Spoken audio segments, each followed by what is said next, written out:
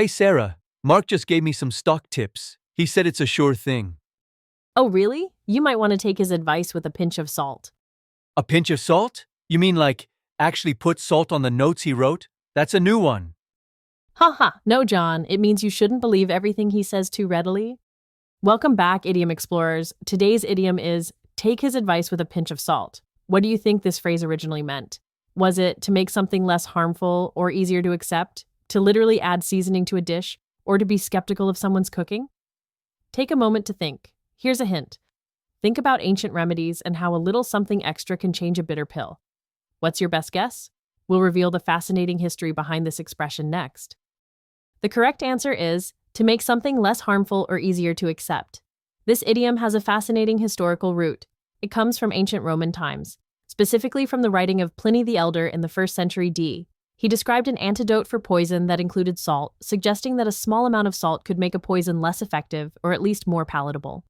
Over time, this idea of tempering something undesirable with a small additive evolved into metaphorically accepting information with skepticism.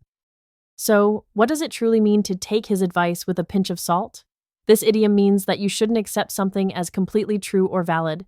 Instead, you should listen with a degree of skepticism, understanding that the information might be exaggerated, biased, or not entirely accurate. It's about being discerning and critically evaluating what you hear, rather than taking it at face value. It encourages a healthy dose of caution when receiving advice or information.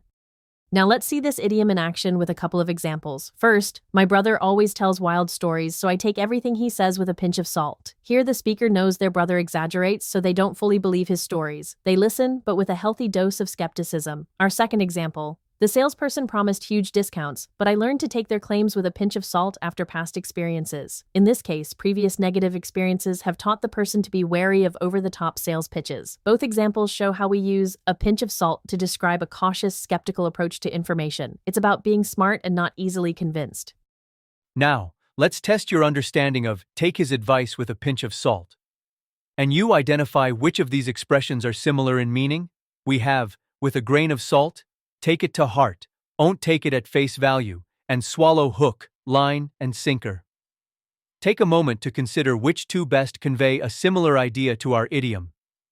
Remember, our idiom suggests caution and skepticism. Which pairs of phrases also encourage you to be discerning about information? Think carefully before you decide.